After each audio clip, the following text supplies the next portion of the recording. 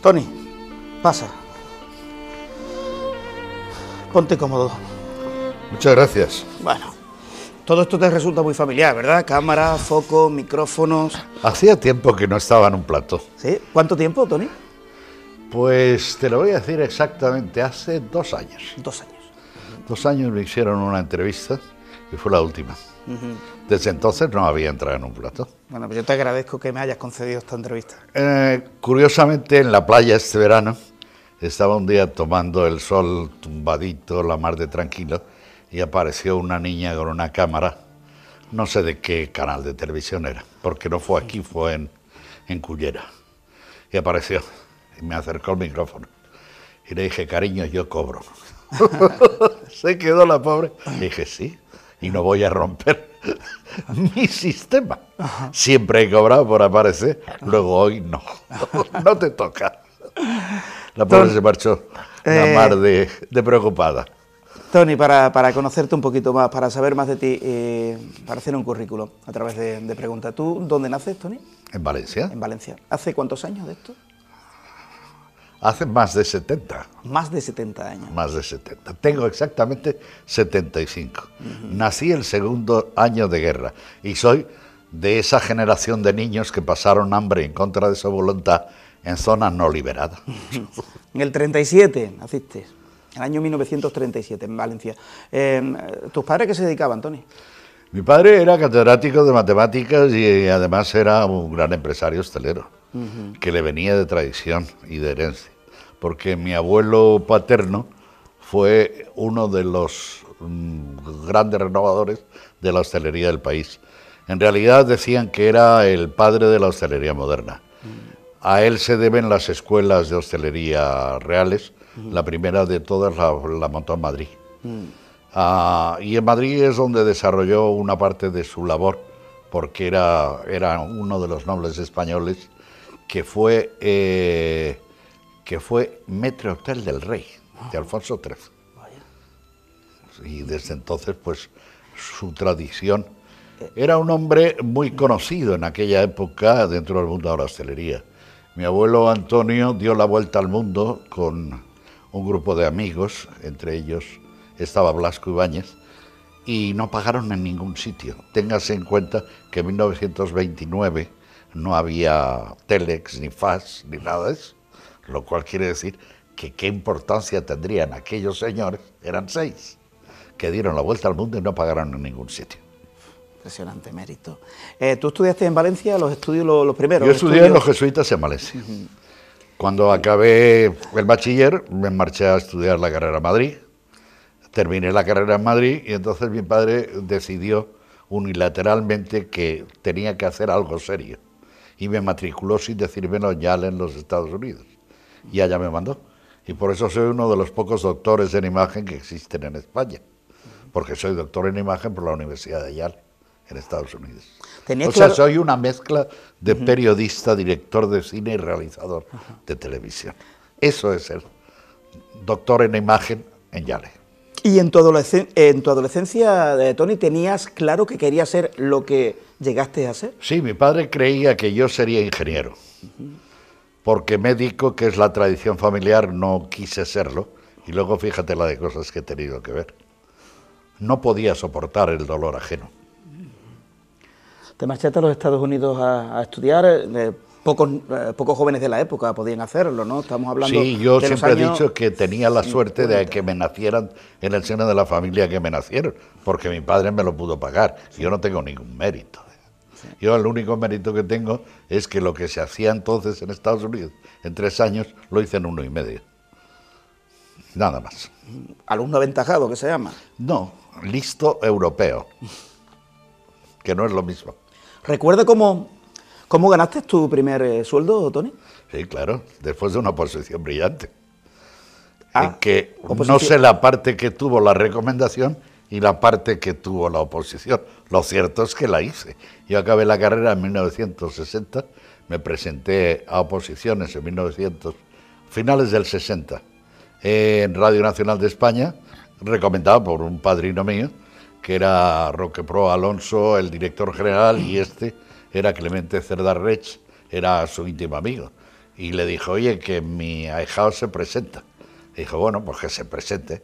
Y me presenté a las oposiciones. Y entonces las gané. ¿Qué porcentaje tiene enchufismo? ¿Qué porcentaje realidad? Imagino que menos enchufismo que ahora, más realidad entonces. Luego vamos a hablar de la época actual del enchufismo, que existe, y en mayor proporción posiblemente que la dictadura. Y desde entonces pues empecé a trabajar. El primer sueldo fueron 6 meses de prácticas a 761 pesetas. A partir de ahí subieron a 7.200. Y a los 2 años a 31.000 pesetas. Y estuvimos cobrando 31.000 pesetas años, años. En el Paseo de La Habana, ¿no? Paseo de La Habana estaba... La radio estaba en La Castellana, en el famoso chalet de La Castellana. Y Paseo de La Habana estaba al lado. Y entonces íbamos corriendo de un sitio a otro, porque la televisión no tenía plantilla fija nada más que justo los mínimos imprescindibles. Los técnicos, los cámaras y un par de realizadores o 3. No me acuerdo, a ver, Casanova, Ramón, sí, me parece que eran 3. Eran los primeros, los pioneros. Y luego los demás, pues acudíamos corriendo cuando nos llamaban desde Prado, desde Prado, desde el Paseo de La Habana nos llamaban. Íbamos corriendo desde La Castellana, cruzando toda La Castellana, hasta subir al Paseo de La Habana. ¿En qué consistían tus primeros trabajos en Radio Nacional? En Radio Nacional yo he hecho de todo. Sí. Yo he hecho lo que hacíamos los jóvenes entonces, que era irse a la Plaza del Ángel a arreglar el país hasta las 4 o las 5 de la mañana, con el chuzo al lado del sereno que venía a hacernos compañía. Nadie nos pedía tabaco, nadie nos molestaba. Hoy día eso evidentemente no se puede hacer. Y de ahí empalmábamos, nos íbamos al mercado de la cebada, que había una chocolatería, desayunábamos y luego nos íbamos a trabajar. Te estoy hablando de que las aperturas se hacían en Radio Nacional a las 6 de la mañana. Y a las 6 de la mañana este cura has hecho más de una, más de una. O sea, has hecho de todo la radio. Has hecho de todo. Has hecho de todo. He hecho información, he hecho toros, he hecho todo, hasta toros. ¿Has retransmitido corridas de toros también? Sí, sí, sí. Oye, por cierto, se me ha venido a la mente ahora, conociste a Matías Prats, lógicamente, ¿verdad? El maestro. Sí, ¿qué conociste? Conocí a los dos, a Enrique Mariñas y a Matías Prats, y al tercero, del que se habla poco, porque fue el primero en irse, que fue José Manuel Hernández de Perpiñán. Hay una anécdota de José Manuel. En aquella época esos 3 personajes eran los reyes del deporte en este país, en la radio y en la televisión. Y además eran hombres de 50 años. Te quiero decir que ponían los codos y por ahí no pasaba nadie. La siguiente generación que veríamos detrás éramos Juan Antonio Fernández Abajo, José Félix Pons, Valdivieso y un servidor. Y nos hablaban de usted. Y les teníamos que pedir permiso para llevarles los papeles. Y cuando te dejaban hacer alguna información, era como si te hubiera tocado la lotería. Y cierto día José Manuel me llamó y me dijo, tengo que decirle algo. Me dijo, usted dirá, me dijo, usted vivirá de esto. Eso fue su premonición, que luego se convirtió en una realidad. De ahí a pasar a Vaca Sagrada, pues son 35 años de oficio. Pues has conocido a los grandes personajes que desde pequeñito hemos visto en la televisión. Si te doy a elegir radio o televisión, ¿dónde te ubicas? ¿Dónde te quedas? Verás, en aquella época se compatibilizaban las dos cosas, la Radio Nacional con la televisión. Habéis dado cuenta de que televisión locutores fijos no tenía. Y personal de informativos era compatible con la radio.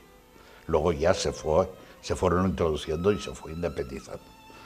Y por el año 75, más o menos, no recuerdo muy bien, o 76, entonces cierto día me llamaron de Madrid y me dijeron, tú te quedas en la televisión. Y me quedé en la televisión. Televisión también has hecho, ¿verdad? He hecho televisión 35 años y radio, pues no sé, pero 10 o 12. Como mínimo. ¿Te quedaría con alguno de esos grandes personajes que hemos conocido desde pequeñito? Hemos nombrado al maestro Matías Prats. He conocido a muchos y muy grandes. He conocido a grandes lectores, por ejemplo. Ten en cuenta que la profesión ha cambiado muchísimo. En aquella época se medían los volúmenes de la voz. Cuando alguien hacía la oposición no servía solamente que tuviera una carrera y que supiera hacer un informativo y que fuera capaz de contar cosas y de escribirlas. En la radio tenía que tener voz. Hoy día lo de la voz se ha perdido, porque ya ves lo que sale por ahí. Sí. No te lo cuento, ¿no? Sí, Tú no, eres no. un hombre de radio. Sí. Pues ya está. ¿Qué acontecimiento de tantos años haciendo radio y televisión, qué acontecimiento te ha llamado más la atención de todo lo que has podido Hay vivir muchos, en tantos muchos. años? Desde el mayo del 68, que me lo tragué, porque coincidió que Ángel Rosselló, que era el corresponsal que estaba entonces en París, pidió descanso, pidió vacaciones, y me mandaron a mí, que era un jovencito que sabía hablar francés, y bueno, y me cogió el mayo del 68.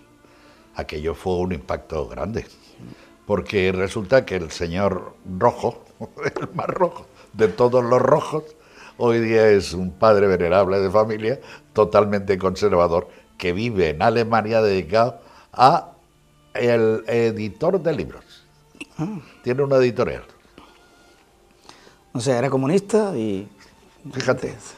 Como por arte de magia... Me acuerdo que en una ocasión estaba hablando con un político que era de los socialistas de la vieja escuela, que me contaba que hay dos tipos de político: el político de nacimiento y el político de carrera. El político de nacimiento es el que nace en el seno de una familia de políticos y sigue la tradición, con más o menos corrupción interina. El otro es el que llega a la política a servirse de la política para medrar exclusivamente. En ese diferencial se catalogan a los políticos bajo el prisma de hoy. Que quisiera no hablar de ellos, me molesta. Tony, ¿en qué medida el régimen controlaba Radio Nacional y Televisión Española? Nunca en mi etapa de Radio Nacional y de Televisión Española nadie me ha dicho tienes que escribir esto o tienes que decir esto. Sin embargo, durante la etapa de don Felipe González Márquez, un caballero vino a decirme que tenía que escribir algo y le dije que me lo diera por escrito. Eso debe ser muy duro, ¿no?, para un periodista veterano como tú, que te digan tienes que escribir esto o... No me cogía de nuevas. Te lo veía venir. No me cogía de nuevas. Hemos estado con un amigo común, que es Ramón Sí. López, y Sí. en su despacho tomando un café, muy agradable por cierto, y me ha hecho una pregunta que es válida en este momento. Sería, ¿y qué pasó en aquella etapa cuando el duque se hizo cargo del poder? Pues que es cuando este país de verdad ha sido libre, solamente. O sea, la etapa desde la muerte de Franco hasta la entrada de Felipe González, esa es la etapa en la que este país ha sido libre, con un año que podíamos poner en cuarentena, Del que 75 es el de al Calvo och- Sotelo. Del 75 al 81 considera que este país sí ha sido libre. Desde Al todo, 80. Al 80, desde todas las vertientes. El 81 ya con Calvo Sotelo, a Calvo Sotelo se le veía la hoja de parra de la dictadura, de su procedencia. Bueno, has vivido también, lógicamente, desde dentro el golpe de Estado, que ha sido un acontecimiento también importante, ocurrido en el año 81. Eso dicen. Como acontecimiento, bueno, importante, por lo menos se han hecho películas, Eso dicen. se han escrito 200.000 libros Sí, sobre sí, el golpe de Estado, que yo no sé con qué quedarme, no sé si este es la verdadera historia del golpe, o es esta, o es la película. Tú sabes la verdadera historia del golpe, aunque igual no se puede contar, pero Sí, la sé, nos claro. han contado la verdad. Soy parte activa de esa verdad. Lo que pasa es que no la contaré, porque di Sí. mi palabra de honor de no contarla. Pero de lo que se ha escrito, la mitad de la mitad, la tercera parte. Pero trabajaste en el golpe, ¿no? Como, bueno, no como, no Pues como, sí, no los como que tienen implicado. memoria recordarán que el que dio la cara junto con su majestad fui yo. Al decir, aquí están los tanques, fui yo. Y al decir, se van los tanques, fui yo. Y detrás entró el rey. O sea, tú que Eso no lo he entendido bien, Tony.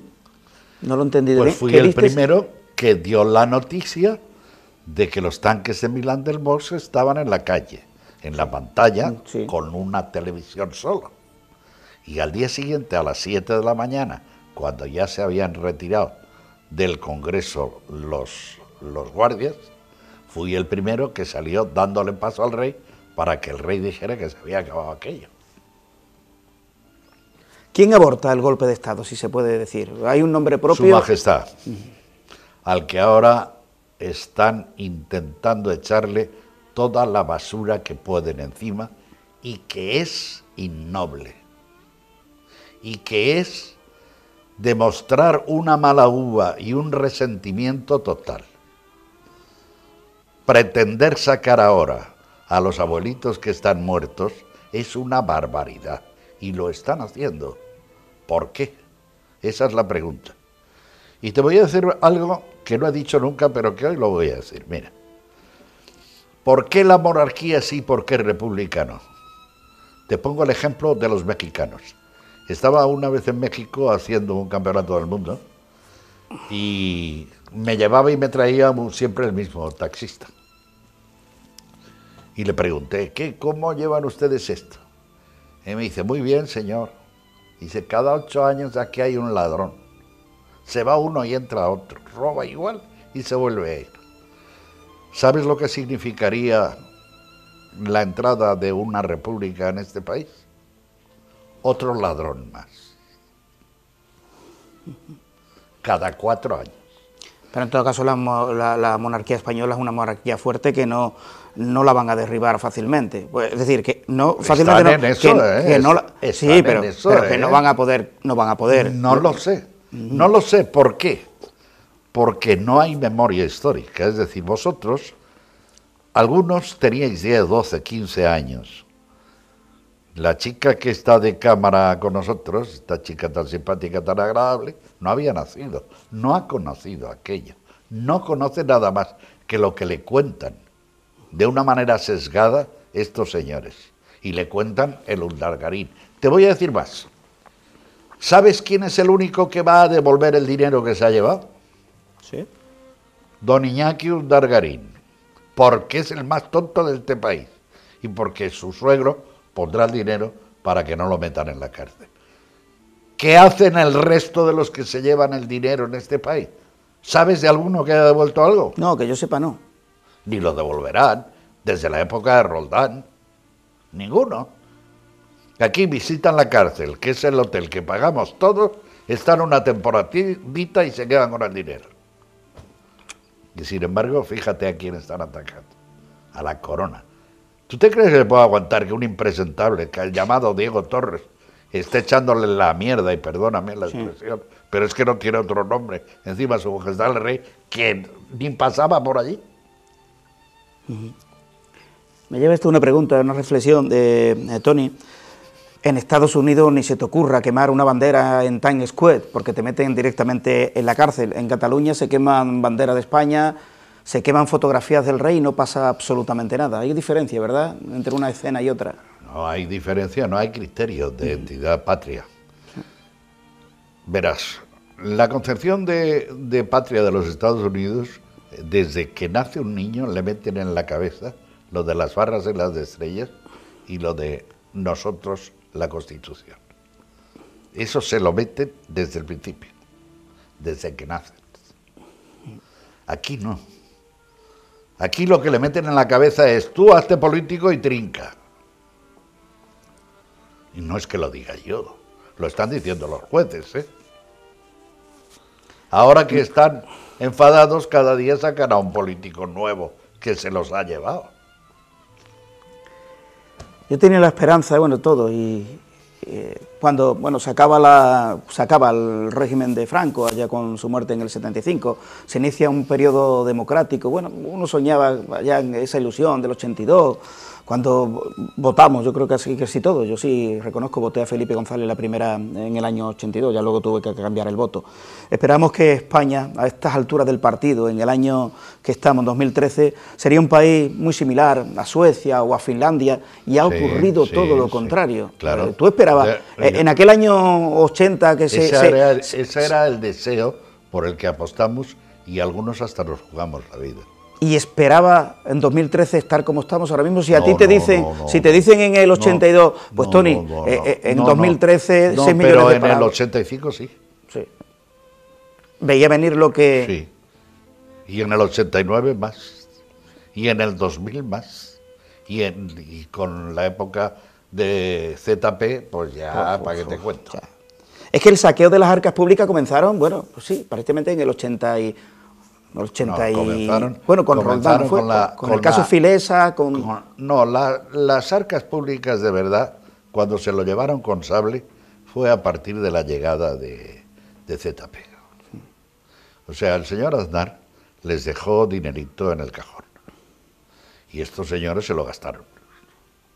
En regalos, en lo que quisieron. Luego la deuda ya la pagará alguien.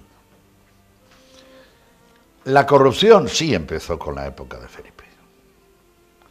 Pero es que la corrupción empezó con la época de Felipe con algo que no se ha dicho, que es el famoso informe Mitsubishi.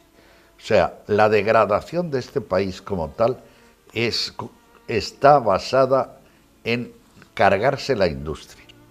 Tú sabes que no existe industria pesada en este país. Nada. Se la cargaron. Se han desmantelado. Y se la cargó don Felipe González Márquez a cambio de entrar en la Unión Europea. Es decir, le vendieron, o se quiso creer, que España se convertiría en el inserso de Europa y que por tanto habrían dos industrias básicas. Sería el turismo, que gracias a Dios todavía existe, y la construcción, que se la han cargado. Es decir, si los abuelitos venían, que no vienen, necesitarían vivir en alguna parte. Para vivir necesitan una vivienda. Esa sería la otra industria que tendría este país. Y entonces toda la industria pesada se la repartieron los que no deberían de haberse la repartido, que son los ricos de hoy, los países del norte. Por eso, claro, en base a esa respuesta digo, ¿dónde van a trabajar los 6 millones de parados si no tenemos industria en nuestro país? Pero es que van a ser 7, claro. Sí, ya lo están diciendo, lo dicen ellos. Van a ser 7 y no se va a parar ahí. Vamos a ver. ¿Qué está pasando con los cerebros de este país? Se están yendo. ¿Por qué? ¿A cambio de qué? A cambio de lo que a ti te cae tan mal el enchufismo. Aquí llegan los enchufistas, y que son los que se van a quedar. Es decir, el nivel intelectual del país va a bajar. Entre los políticos también.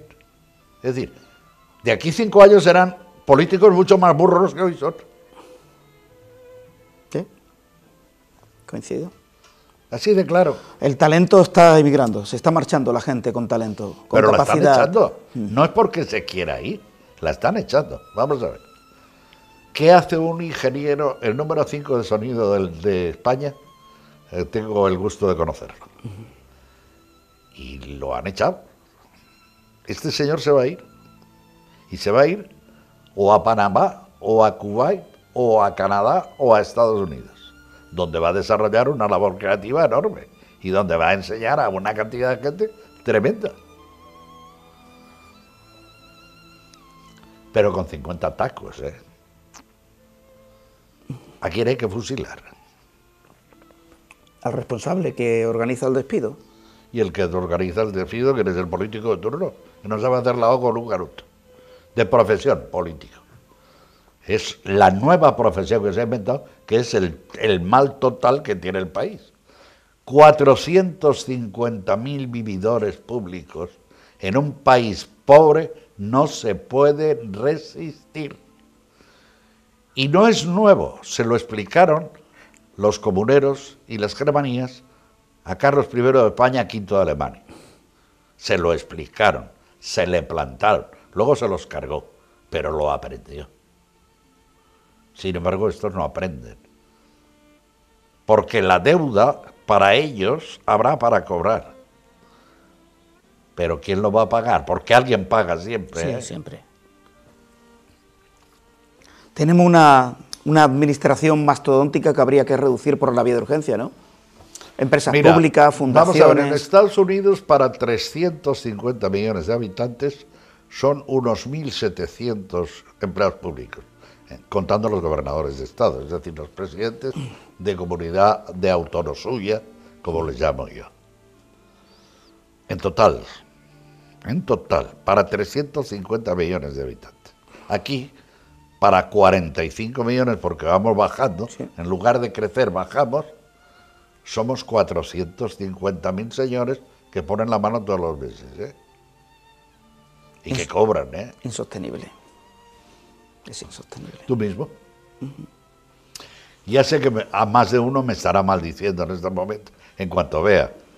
Y dirá, este tío, hay que cargárselo. No, si ya me queda poco. Pero mientras me quede, lo que me quede, pienso decir lo que pienso. Sí, sí. Y con los chiringuitos, a la sazón, los 17 chiringuitos, comunidades autónomas... No son 19, porque las sociedades autonómicas cuentan. Bueno, también Ceuta y Melilla. Exacto, son 19. Esas consumen poco. Pero cuentan. Consumen. Cuentan. 17 chiringuitos, o 19, con sus presidentes, sus coches oficiales, sus asesores... 450.000. Traducido al total, 450.000. 450.000 con todo lo que significa de gasto. Porque no es ya solo sus sueldos y su seguridad eterna. Es lo que manipulan y de lo que se lucran y se sirven. Por ejemplo, tú sabes que el señor Chávez, con S, no con Z, es ahora profesor en Córdoba, tengo entendido. ¿Y sabes que va con chofer y coche oficial a dar clase? Sí. Que lo pagamos nosotros. Es decir, este señor está cobrando como expresidente. Está cobrando como catedrático de universidad. Y encima tiene a su servicio un coche oficial y un chofer. Oiga, ¿dónde hay que apuntarse? Tony, se lo he preguntado a algún político, no he tenido una respuesta. A ver si tú me la puedes dar. ¿En qué beneficia al ciudadano de a pie que España tenga 17 comunidades autónomas o que no la tenga? ¿En qué me beneficia a mí? En nada. Vale, entonces nada, ya está, con eso es suficiente. en nada. Te lo voy a explicar. Se crearon el sistema de autonomías copiando los Länders alemanes y para que se callaran los vascos y los catalanes. Y resulta que ha sido peor el remedio que la enfermedad. Porque cada vez Los exigen resultados los tienes ahí. Cada vez es peor. Cada vez se conforman con menos. Quieren más. Ahora está lo del hacerse independientes. Oiga, por mí mañana, pero de verdad, una independencia real. Es decir, todas las empresas que estén radicadas en Cataluña, que paguen royalties y que paguen impuestos por entrar en España, como otra cualquiera que venga de fuera. Eso no quieren. Quieren ser independientes, pero que el cava nos lo tomemos nosotros. Oiga, no, tómeselo usted. Y el Nutrespa y el Colacao se lo toma usted. Y yo me tomaré lo que se fabrique aquí en Corea del Río o en Villaverde. Entiendo. Es que es así. Es que no puede ser de otra manera. Lo ancho para mí, lo estrecho para los demás, no. Café con leche para todos, es lo que cuenta. Y si somos pobres, somos todos pobres. No unos pobres y otros ricos. No el señor Mas y el señor Pujol con cuentas en Suiza. Como el señor Bárdenas. No. No. Eso no. Somos pobres todos. La distancia entre pobres y ricos ha aumentado de manera considerable, Anthony. Yo escribí un libro del que hemos estado hablando también esta mañana con Rosa y que se llama Prometo que he vivido, en el que todo el mundo se cree que es mi biografía. No, no, mucho menos.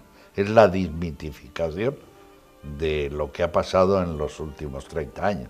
Es decir, cómo estos señores se han cargado una clase que es fundamental en el contrapeso de la sociedad, que es la clase media. No existe.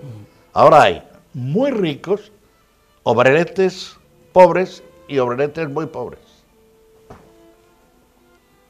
Y sin vías de solución, al menos a corto plazo. No, al contrario. Si te lees a los señores que saben de esto, te dicen que si el dinero total del país está en manos del 25% de la población, es decir, los muy ricos, al paso de poco tiempo estará en manos de menos. Es decir, estará en manos de un 15 o un 20%, irá restando. Es decir, los ricos serán mucho más ricos y los pobres serán mucho más pobres. Estamos ya en 2 millones de pobres absolutos, es decir, familias completas que no tienen ningún tipo de recurso. 2 millones. De 45 menos 2, 43. De 43 menos 7 millones son, ¿cuántos quedan? Empieza a hacer la resta. No, sí, pero es que de lo que te resta resulta que solamente 16 millones están cotizando a la Seguridad Social. Es decir, tú posiblemente no cobres nada el día que te jubiles. ¿Por qué? Porque si ya están en 33 años cotizados, sí, que es lo que pretende el señor Rajoy, para que tengas derecho a cobrar algo. No llegas. Ya me contarás. Ya me contarás, nuestra amiga la cámara se está riendo. ¿Qué le va a tocar? Es que es así. Porque el otro problema que existe es que no hay pension plan en este país. Yo que tengo una cultura sajona en ese sentido, conozco muy bien lo que es un pension plan. Un pension plan es que tú contratas con una entidad financiera bancaria sólida, no Lehman Brothers, de donde proviene el señor de Guindos, dicho entre paréntesis, Lehman Brothers, de Guindos, ministro en este país. Pues tú contratas y quiere decir que a partir del momento en que tú has contratado, la entidad financiera te va a estar pagando la cantidad convenida durante todo el tiempo hasta el día que te mueras. Aquí el pension plan no es ese, es un plan de ahorro. Es decir, que tú al BBV, al señor González, le das un dinero que él hace lo que le da la gana y que en el momento que se ha acabado, luego te dice, tome, menos los impuestos. Y te da para calderilla, para tomar café. Te vas al colchón mejor, y le has hecho el caldo gordo durante todo ese tiempo al señor González o al señor Botín, que son los dos que mandan en este país. Y con ese panorama que también has descrito, Tony, con los millones de parados que van a seguir aumentando, con la diferencia entre pobres y ricos, cada vez más pobres en España, poca perspectiva de futuro, con ese panorama que es real, no hay revueltas sociales en España. Te pregunto el por qué. Porque mientras yo tengo nietos mayores ya, y mientras mis nietos lleguen a su padre el domingo o el sábado y le digan papá y papá ponga, pues no va a pasar nada. Porque lo que no van a pretender es que la revuelta la organicemos los abuelos de 70 años, que somos los que estamos lúcidos, por lo visto. Porque los demás o no quieren o no tienen luces. La familia, o sea que parece que coincido con casi todos los personajes, coinciden en que la familia sostiene de que la gente no salga a la calle a protestar. Vamos a ver, más. ¿Quién está soportando la carga y la rémora de los 2 millones de personas que no tienen nada que llevarse a la boca? ¿Quién está soportando 50.000 personas que están viviendo en la calle y cuya morada son los bancos públicos, los túneles, los pasos de peatones de las ciudades? ¿Quién? ¿Quién está dando de comer a 4 millones de habitantes que no llegan a final de mes? Cáritas y los malhadados y maldecidos monjas y curas en sus comedores públicos. El Banco de Alimentos. Mira, me contaba el otro día un compañero mío es el presidente del Banco de Alimentos de Valencia. Hemos estudiado juntos, somos amigos, de vez en cuando nos vemos, coincidimos, tomamos algún café y hablamos de temas. Bueno, pues el otro día me dice, iba yo al banco y en la cola estaba fulano, me dijo el nombre y apellido. Y digo, no me digas. Dice, sí, y si estaba ahí era porque lo necesitaba. Claro. Y digo, ¿y qué hiciste? Dice, me di la vuelta y me fui para que no me viera, porque si me ve, se va. Sí. Sí. Y si estaba es porque lo necesita. Es curioso. No sé si te he contestado a la pregunta. Sí, perfecta. Pero entiendo que el daño es genérico y va por generaciones completas. Y los paganos de toda esta ruina van a ser los nietos, los bisnietos, no se sabe cuáles, inclusive los tataranietos puede llegar, pero alguien lo paga.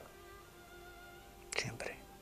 Has destacado una magnífica labor, porque la Iglesia no es un señor dando una misa un domingo, no, la Iglesia es Cáritas, la Iglesia, los hospitales atendidos por monjitas. Yo te voy a decir una cosa, el Todopoderoso y yo tenemos línea directa, he prescindido de intermediarios, pero no dejo de reconocer que los intermediarios, que hay buenos, malos y regulares, están realizando una gran labor en ese sentido. Sí.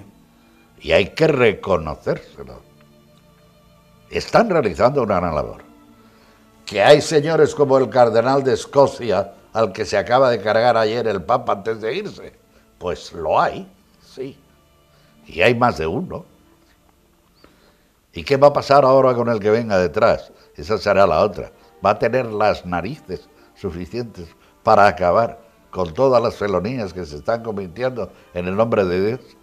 Porque el daño de la humanidad está en las grandes maldades que se han hecho utilizando el nombre de Dios.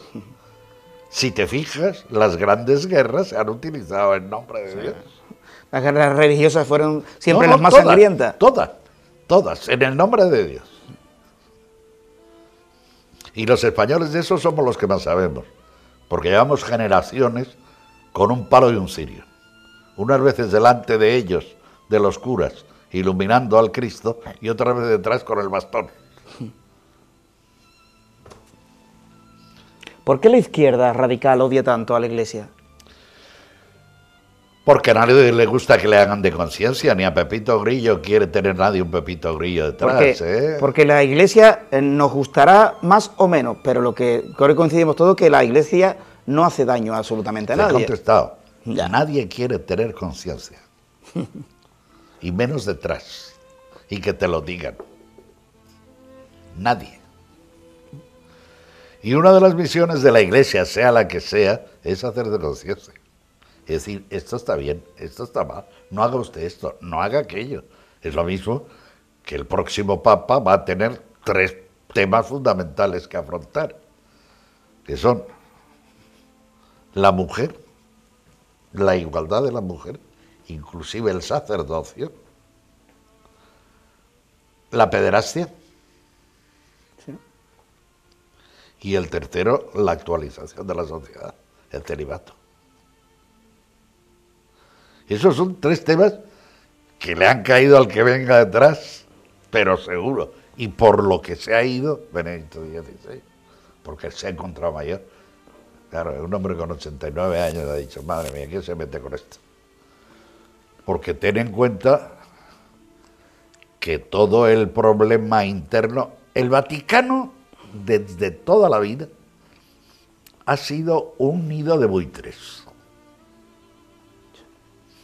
con guerras internas, pero no porque sea el seno de la Iglesia, sino porque está manejada por hombres. Si el problema es siempre el mismo, ¿quién maneja el cotarro? Los hombres. ¿Quién son los causantes del mal o del bien de la sociedad? Los hombres, los seres humanos. Y la Iglesia no es una excepción. ¿Tú has perdido la confianza en el ser humano, Tony? Yo hace mucho tiempo que sí. Hace mucho tiempo que sí. ¿Has sufrido muchas decepciones en tu vida? He tenido la edad suficiente para sufrirlas y para ser consecuente con mis propias ideas. Es decir, puedo decir todas estas cosas que para muchos van a ser barbaridades, sencillamente porque lo tengo vivido.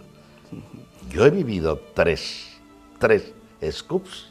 Yo he sido el primero en el mundo en contar la caída de los coroneles. He sido el primero en el mundo en contar la entrada de los falangistas en el Líbano, en Beirut. Y he sido el primero en contar lo del Septiembre Negro, cuando se cargaron el primer avión que se cargaron, fue un avión de Panamá, que volaron en Roma y que luego se marcharon a Grecia. He sido el primero en el mundo en contar. Es decir, oiga, es que usted, no, da la casualidad de que estaba allí, ¿eh? Porque los scoops son consecuencia de estar. Hay periodista que se lleva toda su vida detrás de un scoop y que no lo consigue. Y otros que nos los tropezamos sin querer.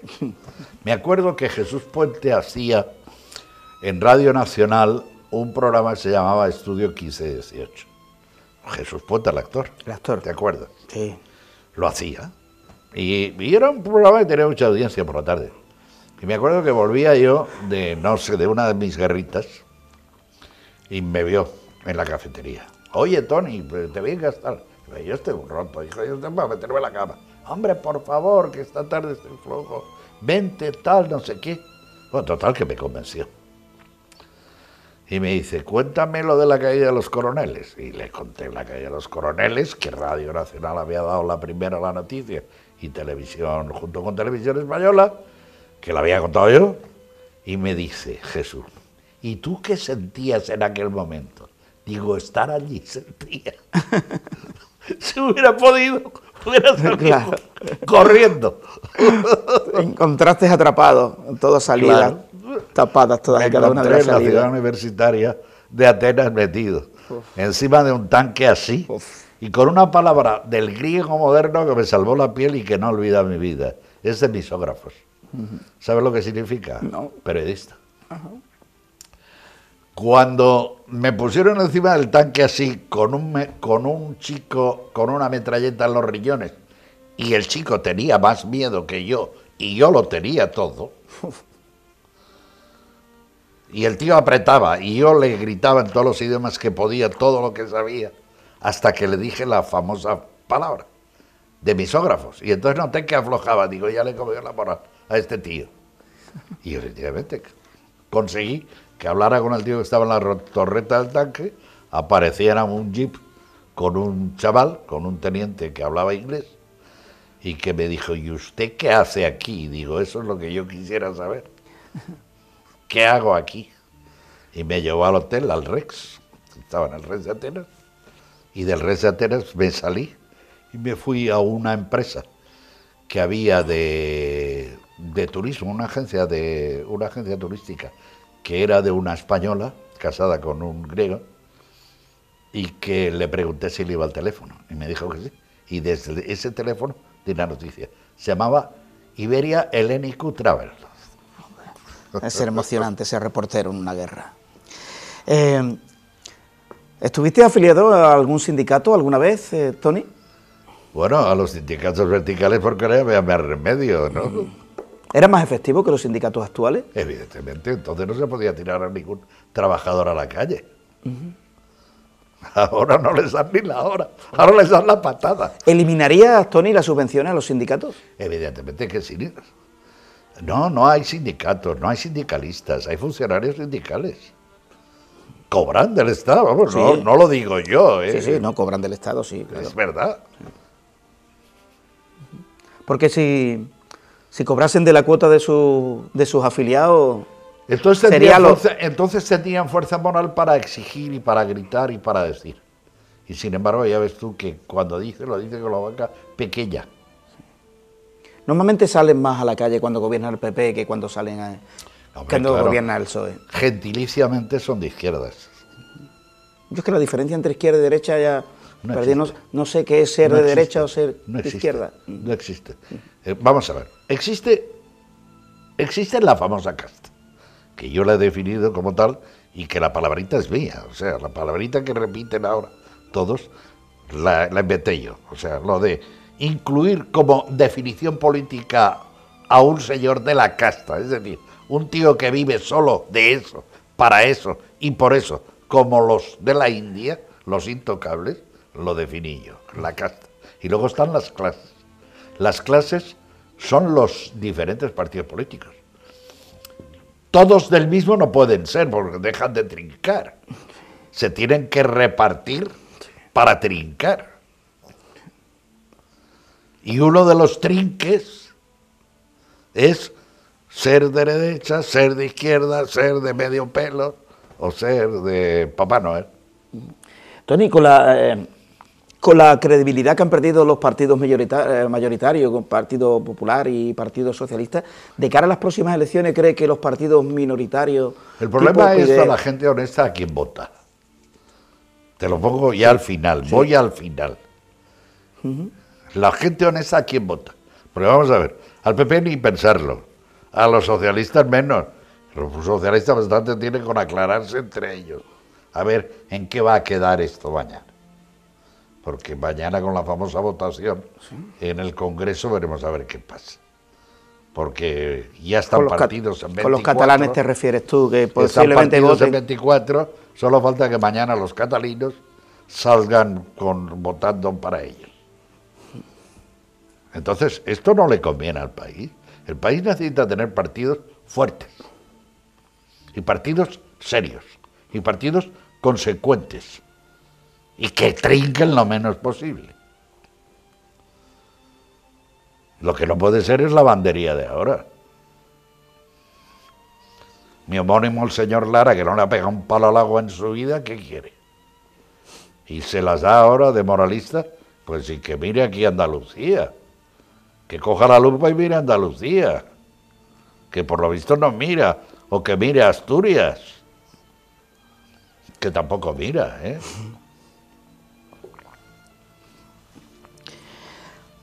¿Existe una prensa libre ahora mismo en España, Tony? Teóricamente sí. Teóricamente. Prácticamente no. Periódicos independientes. Te comentaba que todo este tinglao empezó en la época de don Felipe. O sea, cuando se desmanteló la prensa y radio del movimiento. Cuando se desmanteló la prensa y radio del movimiento, se tiraron como fieras los partidos políticos, fundamentalmente los llamados de izquierda, a hacerse con todos los medios que pudieron de aquella tarta que se desmembraba y se caía. Y luego los tontos llamados de la derecha se quedaron fuera.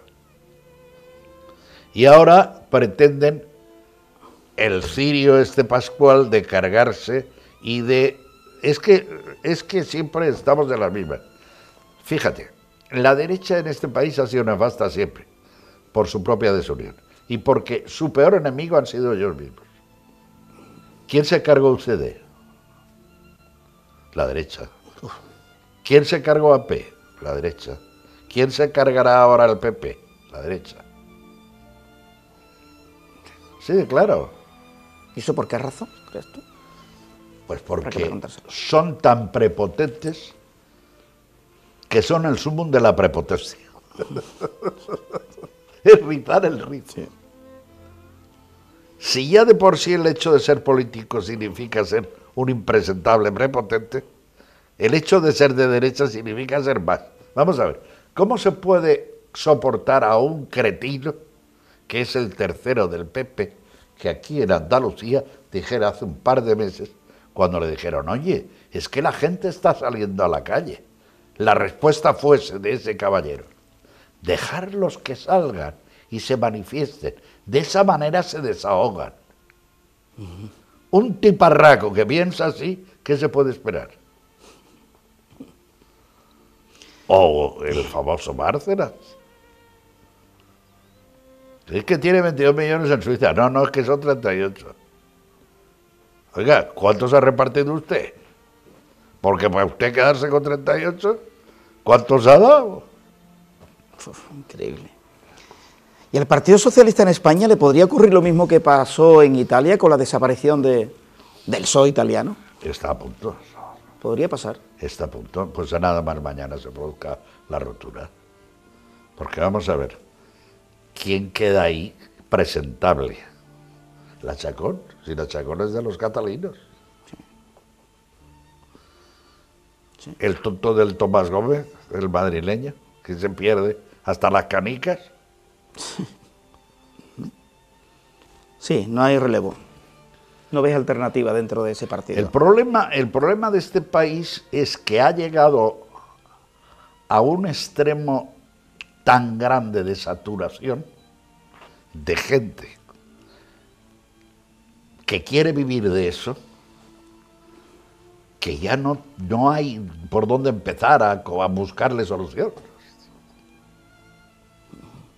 Y esto tiene que romperse y volverse a generar, a regenerar, a empezar de cero, a crear otras ideas con otra gente que piense de diferente manera y que luego adquiera credibilidad. Pero que hasta que esa gente llegue a adquirir una credibilidad, tienen que pasar años. Porque tú no le vas a votar a Pepe Pérez González conocido en su casa a las horas de comer, por muy bueno que sea. Primero te merecerá cierto crédito. O sea, lo primero es empezar de cero en los ayuntamientos. Y por los ayuntamientos votar a listas abiertas. Sí, cambiar la ley electoral es que fundamental. tú vayas a votarle a un señor que sepas quién es y que te merezca cierta credibilidad. Como decía un amigo mío, bueno, por lo menos elijo a quien me robe. No me lo elijo yo, me busco mi propio ladrón. ¿Cómo ve las fusiones de las televisiones últimamente? Porque, bueno, Mediaset ha ocupado todo el mercado y Antena 3 se ha quedado con la sexta. Se han todo para uno. No, todo se para han cargado uno. La ley, la han pasado por la entrepierna, han hecho lo que se les ha dado la gana y seguirán haciendo lo que les dé la gana. Es decir, pero con la diferencia de que ahora todas las televisiones autonómicas las pretenden externalizar. Externalizar quiere decir dárselas a alguien. Sí. A alguien. No te olvides del marido de la señora Cospedal, el señor López de Hierro, que es de este oficio. Sí. No te olvides. Porque esa es otra. ¿De dónde ha sacado ese señor el dinero para ser uno de los dueños de Mediapro? Sí. Claro, a saber. A saber. Es una pregunta. Sí. Lo que pasa es que hemos vivido unos cuantos, hemos vivido demasiado y sabemos demasiado. Y tú me estás sacando cosas que yo no quería decir. Cuéntame algo del golpe de Estado. No.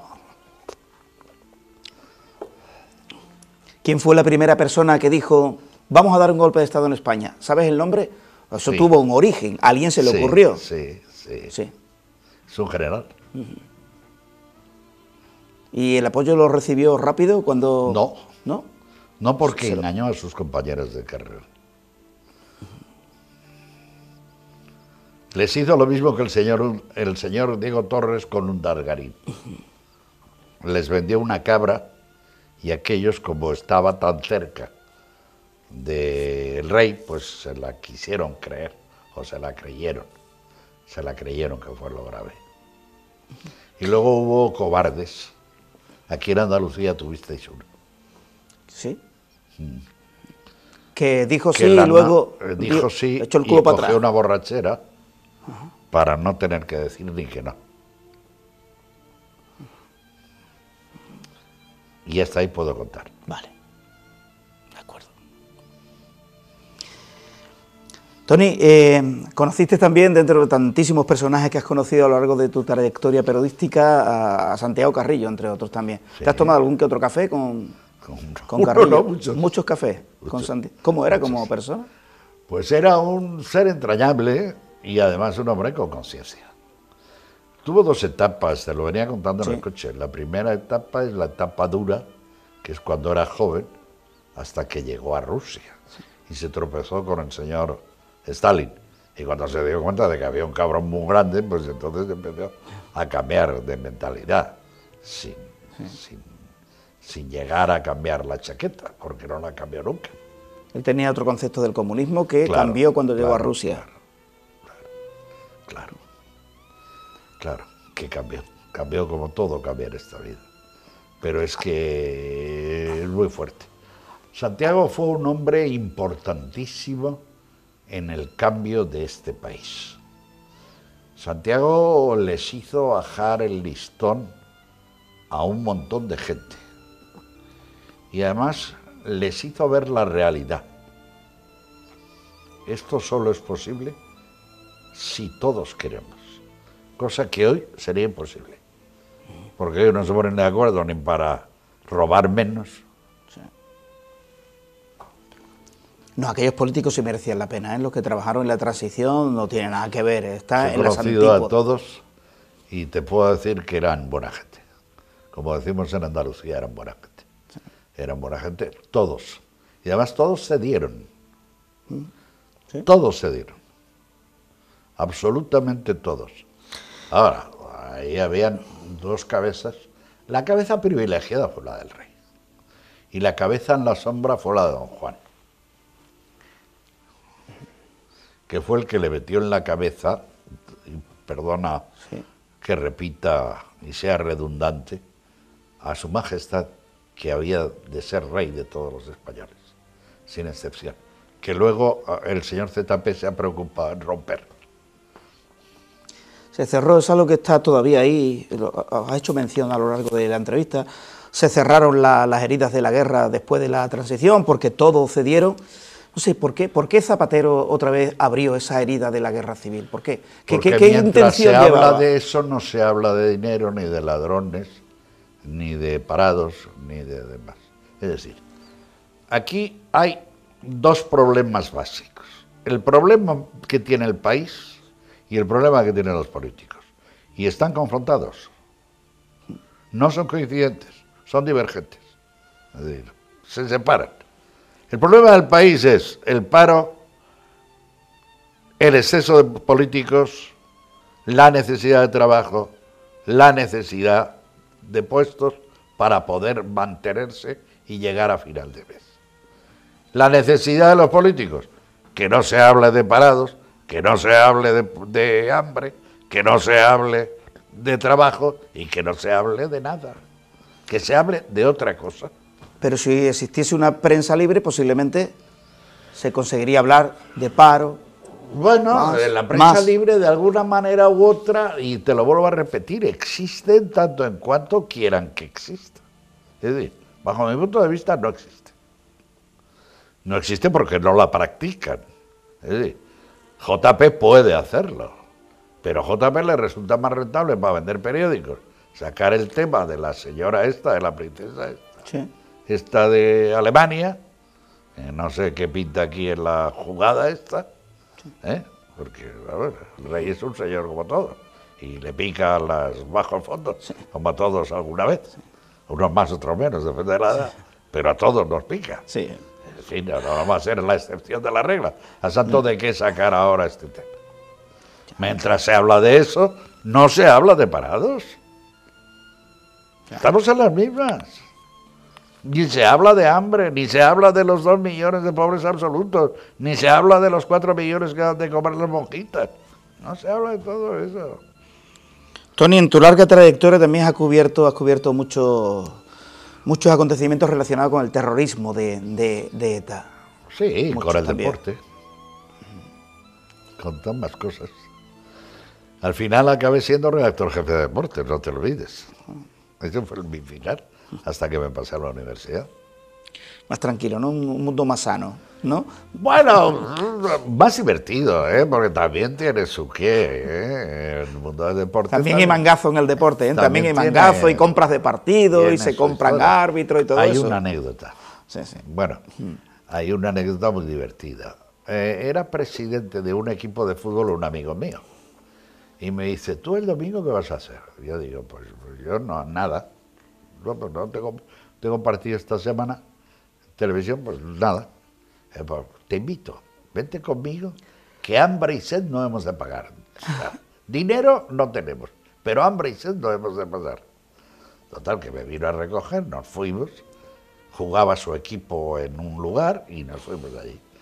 Comilona, para que te cuento, en fin, todo muy bien. Y antes del partido dice, vamos que voy a saludar al árbitro. Y se va el hombre, está saludando al árbitro tal, termina y nos vamos al palco. Y dice, ya está. Digo, ya está aquí. Y ya está, ganamos. Ya. Y efectivamente, ganó su equipo 0-1. Y cuando volvíamos en el coche, de regreso, le digo, ¿quieres contarme la premonición tuya? Y dice, no, premonición nada, que yo estaba hecho, estaba comprado, estaba arreglado. Claro. ¿Cómo? Digo, si lo he hecho delante de ti, no me he enterado. No te diste cuenta, ¿no? De que le había metido el sobre. Porque si me llega a dar cuenta, lo cuento. Es curioso. Esa es una. Bueno, Tengo muchas. ¿conociste a José María García o lo llegaste a conocer? A ver, somos muy amigos. José María García y yo somos muy amigos. ¿Por qué se retiró tan joven? Pues por lo mismo que me he retirado. Cansado, yo, ¿verdad? o por lo mismo. Llega un momento en que la valoración que te tienes que hacer es, y merece la pena. Y ya llega un momento que dices, vamos a ver, si yo estoy hasta en los libros ya, me recuerdan que soy un señor mayor, ¿qué narices pinto yo peleándome con el Pipi, Estrada y con toda la banda esta? Que no saben hacerla o con un canuto. ¿Qué pinto yo? Al final llegas a esa conclusión. ¿Quieres explicarme qué hago? Para decirle, qué burro eres, chiquito. Tony, cuando hemos hablado de temas tan serios que tú has cubierto, guerra, golpe de Estado, acontecimientos importantísimos a lo largo de la historia de España, cuando ves un programa de televisión, me imagino que no lo verás, pero te lo cuentan diciendo... Sí que veo yo bastante televisión, sí, ¿eh? Pero sí, y cuando en contra de la opinión de mi mujer, que no quiere. Y cuando aparece una señora debatiendo que se ha acostado con Pepito, no, yo me acosté antes porque el hijo que tiene es suyo y tal, eso que te dice. Y cuando ves los índices de audiencia, que son importantes los índices de audiencia pues de esos eso programas. me demuestra a qué ha llegado la sociedad española, a qué estado de brutalidad y de cerrazón mental ha llegado la sociedad española. Vamos a ver. ¿Qué es más importante? ¿Tú te acuerdas? Había un programa que hacíamos en la tele que se llamaba El Séneca. Muy bueno. Que lo escribía Pemán. Muy bueno. Nada menos. Hombre, aquellos estudios uno también que se hicieron... Bueno, vamos por partes. Y El Séneca. Vale. Bueno, ¿qué será mejor? ¿Verse un capítulo del Séneca o uno de Sálvame? No hay diferencia. ¿Qué será más docente? ¿Verse un capítulo del Séneca o verse Sálvame Deluxe? Por ejemplo, había algo que escribía Marsillac que se llamaba Fernández Punto y Coma, que era la crónica de un maldito, de un ciudadano español normal y corriente, que era divertidísimo además, con una sátira y un sentido del humor increíble. ¿Qué es más importante, eso o verse cualquiera de la bazofia que hace el señor González los sábados por la noche? Todo manipulado, todo vendido, porque vamos, es que a mí me divierte mucho. La televisión esa que estás nombrando es de un señor que se llama Berlusconi. Sí. Y resulta que lo que está haciendo esa televisión en España va en contra del señor Berlusconi y de todo lo que pregona el señor Berlusconi en Italia. Cuenta de resultados al final, la rentabilidad. No me lo puedo explicar, Pues no lo entiendo. Pues Tony, entiéndelo en la cuenta de resultados. Sí, pero sin embargo en el anunciantes. 4 La Palma y Sí. el otro La Palma Sí. y el otro La Palma. Luego no. Luego no. Es un problema educacional. Es decir, si tú volvieras a hacer hoy, que cuesta un dinero, Esta es su vida, que hacía Federico Gallo, no sé si la has conocido. Ya ahí no, eso no recuerdo. Bueno, El Séneca pues sí recuerdo. Si lo volvieras a hacer, Esta es su vida, que hacía Federico Gallo, que valía hoy costaría un dinero, pues la gente se mataría por verlo. ¿Por qué? Porque es súper didáctico y es conocer a la gente de verdad. Y la gente que ha convivido con esas personas, que son o han sido famosas. Sin mariquitas, y no tengo nada contra la gente que hay, muy al contrario, los respeto muchísimo, pero sin hacer mención ni ostentación de, ¿a santo de qué? Cada uno en su vida íntima y privada puede hacer lo que le dé la gana, pero sin hacer ostentación. Luego, la vida pública de un señor no es su cualidad sexual, será su cualidad intelectual, moral y cívica. Eso sí. Así debería ser. O por lo menos debería ser. Debería ser así. Pues no, señor. Aquí es al revés. Aquí lo que importa es acostarse con Perenganito, ser la querida de Sultanita y tener un hijo con no sé quién. Y eso sienta delante del televisor a... Y eso sienta a un niño millones. con 8, 10, 12 años, que el día de mañana lo van a ver eso como la cosa normal. Lo anormal van a ser un padre normal que le diga, oye, que tú tienes que estudiar. Y va a decir, no, pues no, yo me voy a acostar con Perenganita. ¿Señores? Eso no es así, querido. Y esa no es la vida que como debe o debería ser. Con vistas a una formación de una juventud del mañana. Porque claro, a mí ya me coge, yo ya tengo los deberes hechos. Yo tengo 3 hijos, los 3 con carrera, los 3 colocados. Ya veremos cuánto duran, pero bueno, de momento están. Y tengo nietos ya con la carrera acabada. En el paro, evidentemente. No van a ser la excepción de la regla. Pero bueno, yo ya lo tengo todo hecho. A mí solo me queda tomarme copas con mis amigos y reírme. Y escribir tus artículos de opinión. Bueno, eso sigo escribiendo todos los días, y escribir mis libros, mis novelas, que la gente se lo pasa muy bien. ¿Cuántos tienes publicados, Tony? Bueno, hasta este momento me parece que son 7. 7 libros. 7, 8. 7, 8. Sí, pero eso es que de repente te entra la fiebre. ¿Son novelas? Y en una semana, 2 semanas como mucho están fuera. ¿Son novelas? ¿Tiene novelas? Sí, todos son novelas. Hay de todo. El primero es Si la Liga sigue, que es del año 82, coincidiendo con el Mundial, y es un libro totalmente de fútbol. Y luego a partir de ahí ya empecé a escribí Rambo, la historia de un perro sin carné, y es la etapa de don Felipe González Márquez, contada por un perro sin filiación política. Y luego a partir de ahí he escrito Así es, aunque no lo parezca, porque hay mucho, en este oficio nuestro, hay mucho que se pone medallas que no le tocan y que cuenta películas que no le tocan. Y en aquella época a mí me molestó que alguien se las pusiera. Y lo quise poner firme y lo conté yo de verdad como fue. Y bueno, y es uno más. ¿Dejó de hablarte desde entonces? No, al revés. Al revés, me tiene mucho miedo. Me tiene mucho miedo porque me sé las vergüenzas de más de uno. En este país, para que te respeten, solo hace falta 2 cosas. Una, que seas mayor, y 2, que sepas las vergüenzas de los demás. Sí. Si eres mayor te respetan por las canas, pero es que porque te tienen miedo y piensan que sabes más de lo que sabes. Sí, lo entiendo. Coincido además con esa apreciación.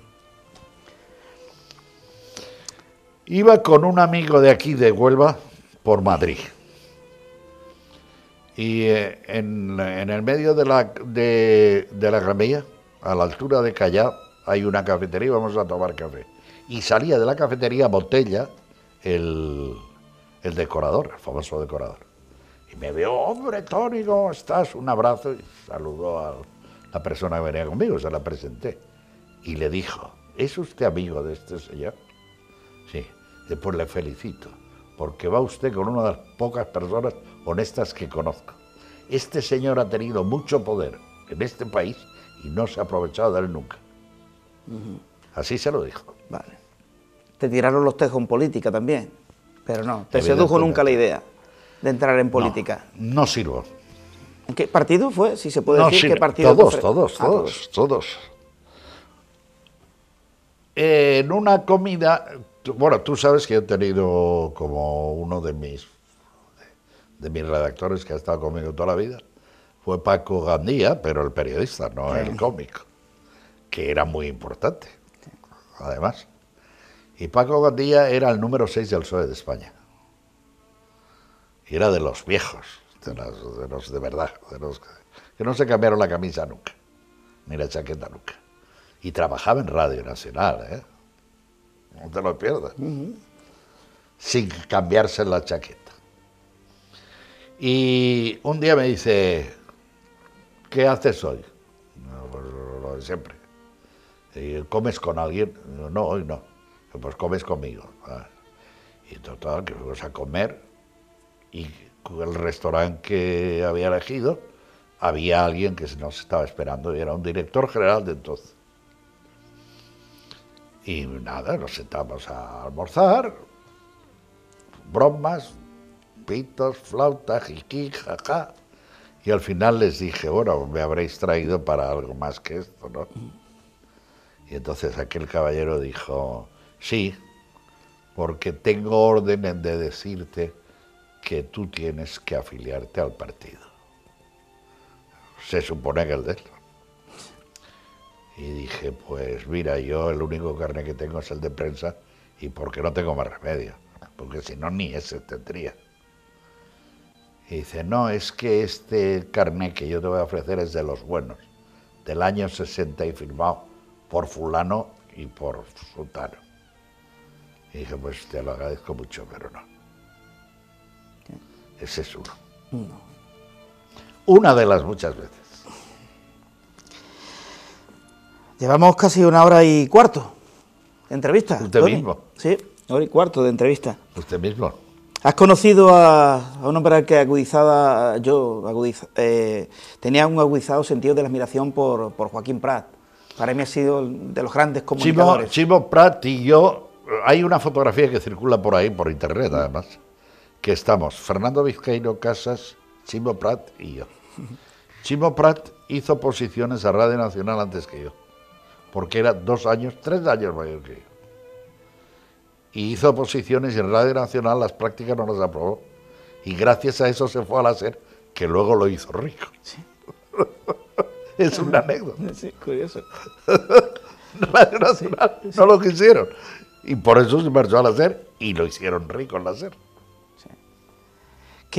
Fernando Vizcaíno... Ahora, Fernando Vizcaíno ha sido el talento más grande. Él escribió la película de Franco, al tercer año resucitó. Bueno, los libros de Fernando Vizcaíno son increíbles, son una maravilla. Era un hombre con un sentido del humor tremendo. Y que además luego se ha demostrado que no es que era franquista, es que la idea franquista o del franquismo que tenía Fernando era la que era aplicable en este país, que no es lo mismo, pero efectivamente era realista, absolutamente realista. Y tú te lees sus libros de hoy, tienen una validez total, total. Bueno, Tony, vamos a ir concluyendo. Te voy a dar una serie de nombres propios del personaje súper conocido en España y en el mundo, y le pones un adjetivo, una frase, haces una pequeña valoración. Si puedo, si alguno no lo quieres definir, pues guarda silencio. Vamos a empezar por Franco, Francisco Franco. Fue un hombre necesario en un momento de la historia de España. Luego lo hizo bien, lo hizo mal. La historia de mañana lo juzgará, la de hoy no. Adolfo Suárez. Imprescindible en la transición. El único hombre que ha sido y ha dejado a este país libre durante su etapa de gobierno. Felipe González. Con él empezó la decadencia de España, como con Felipe II. Aznar. Un hombre muy trabajador y muy seguro de lo que hacía. Y la consecuencia es que dejó dinero en las arcas. Zapatero. Un pobre chico. Rajoy. Mira, si fuera inteligente sería registrador de la propiedad, que es lo que es. Manuel Chávez, expresidente de la Junta. Bueno, ese ha sido un señorito andaluz que ha convertido a Andalucía en un cortijo y él era el dueño. Griñán. Sucesor de. Diego Valderas. Un chico muy simpático. Pedro Rodríguez, alcalde de Huelva. Es amigo mío, ¿eh? Y de los amigos no suelo hablar. Periodista también. Sí, sí, y he sido jefe de él. Sí, cuando estaba de corresponsal en Huelva. Exacto. ¿Quién ha sido el más grande que has conocido como periodista? Podría dar una lista extensa. He conocido muchos, ¿eh? Y he tenido conmigo compañeros a Martín Álvarez Chirveches, Premio Nacional por Periodismo Mariana Cabea, vamos, ese era un monstruo sagrado. Serna, mil. De aquella época, bueno, algunos ya han fallecido. ¿Mantienes contacto todavía, Tony? Mantengo contacto con algunos que quedamos vivos, pero cada vez somos menos, ¿eh? O sea, el hacha ha entrado últimamente con virulencia. Y sí, nos mantenemos al contacto. Pues mira, me ha hablado de butano, pues con el butano estuve hablando hace 3 o 4 meses. Con Manolo Fandos, con el árbitro de fútbol internacional, que es pintor. Pues con ese tengo una relación prácticamente diaria. Con Pedro Castellanos, el hostelero, pues tengo una relación prácticamente diaria. Con Antonio Sorana Misquer, del publicista, tengo una relación prácticamente diaria. No sé, con otros compañeros también. También. Suena. ¿Te gusta el mundo del toro? Esto es lo que no debería ser. Clarines. No molesta. Tú lo apagas y ya está. Clarines. Esto no debería ser. Clarines. Sí. Y timbales. ¿Te gusta el mundo del toro? Me gusta. Verás. Van a volver a Cataluña, por cierto. Este sonidito me lo pasó Manolo Fandos. Ajá. Porque a mí me divertía muchísimo. Y me lo pasó él. Los toros que van a volver a Cataluña, creo. Deberían. Creo que volverán. Deberían. Porque eso es la negación de sí mismo. La primera plaza, como tal, entendida como tal, como coso fijo y situado exclusivamente para uso de, está en Cataluña y es catalana. Y sin embargo ellos mismos se niegan a sí mismos. Es decir, llega la confrontación con España, y cuando digo con España me refiero con el resto del Estado español, políticamente correcta hablado, es tal que tienen que negarse hasta la Mayor.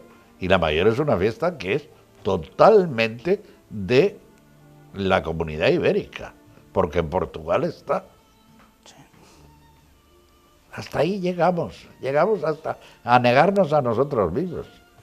Para concluir, que igual son muchos los periodistas que nos están viendo ahora mismo, ¿qué virtudes debe desarrollar un periodista para llegar a la cúspide? Ser consecuente consigo mismo y con su pensamiento. Si el jefe le deja, claro. Sí, le deja, claro.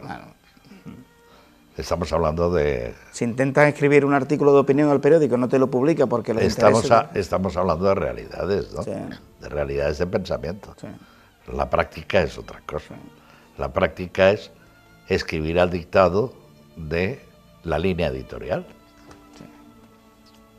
Eso os toca a vosotros, a mí ya no. Bueno, pues nos marchamos. Tony, muy bien. Ha sido un placer tenerte. Espera. Te ayudo a levantar. No faltaba más, puedo. Muchísimas gracias por aceptar la entrevista. Nada, no faltaba más. Hasta la próxima.